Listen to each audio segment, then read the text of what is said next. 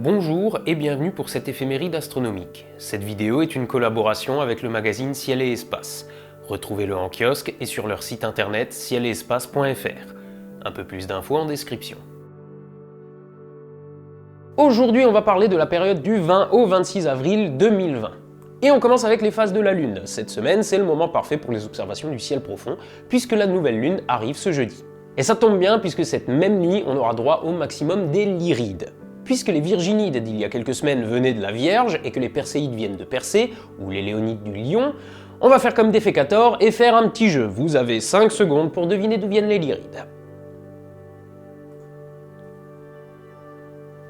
Bon alors, ceux qui ont dit qu'elles viennent de la lyre, eh ben vous avez perdu. Bon, en vrai, vous avez pas mal joué. Historiquement, les Lyrides viennent de la lyre, c'est pour ça qu'on les appelle comme ça. D'ailleurs, c'est un très vieil essaim qu'on connaît depuis plus de 2600 ans. Mais il se trouve que le point d'origine de cet essaim se décale progressivement et aujourd'hui il se trouve plutôt dans la constellation d'Hercule. Et je me rends compte qu'il est peut-être temps de faire une petite précision. Quand on dit qu'un essaim d'étoiles filantes vient d'une constellation, en vrai il ne vient pas de la constellation. La constellation c'est un groupe d'étoiles qui n'ont rien à voir les unes avec les autres, qui se trouvent à des dizaines voire des milliers d'années-lumière et qu'on associe par pareidolie. Les étoiles filantes, c'est un phénomène atmosphérique. Quand on dit qu'un essaim vient d'une constellation en particulier, c'est juste pour signifier que le point de fuite dessiné par les trajectoires des étoiles filantes se trouve visuellement à cet endroit du ciel, qui correspond grosso merdo à la direction dans laquelle se déplace la Terre. Et donc ces Lyrides, c'est pas l'essaim de l'année. Comptez entre 10 et 20 étoiles filantes par heure, donc tablez sur une toutes les 4 ou 5 minutes. Elles sont pas très brillantes, avec une magnitude de 2 en moyenne, mais il arrive que certains gros cailloux les accompagnent, donnant naissance à des bolides. Sinon, l'autre événement de la semaine, c'est le Hilal de vendredi dans la soirée. Rappelez-vous, on en a parlé il y a un mois, c'est le fin croissant de lune visible juste après le coucher du soleil. Et si vous avez vu l'épisode du mois dernier, vous savez ce que ça signifie pour les astronomes musulmans.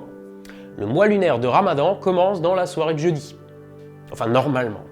Donc comme je sais que vous êtes nombreux à regarder mes vidéos, notamment depuis le Maghreb, sans compter bien évidemment les autres un peu partout dans le monde, et bien entendu les musulmans français, courage pour le mois de jeûne qui vient, au moins ça tombe pas en plein été. Et après ce fin croissant, la Lune va progresser dans le ciel en se teintant d'une belle lueur cendrée, jusqu'à rejoindre Vénus dans la soirée de dimanche.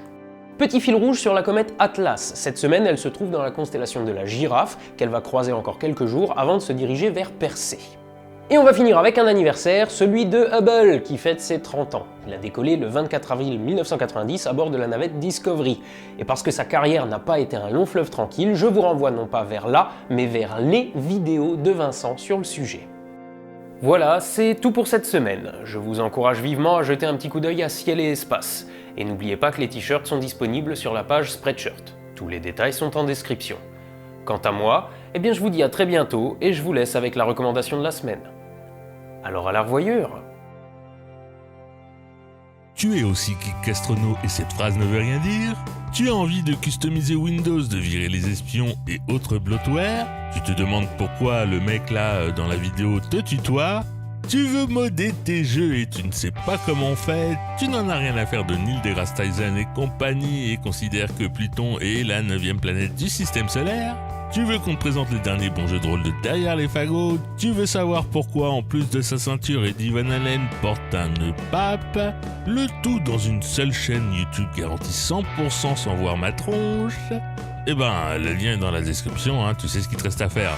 À très bientôt et merci à toi d'avoir regardé cette petite présentation faite maison avec les moyens du bord. Et bien sûr, un grand merci à Arnaud. À ciao!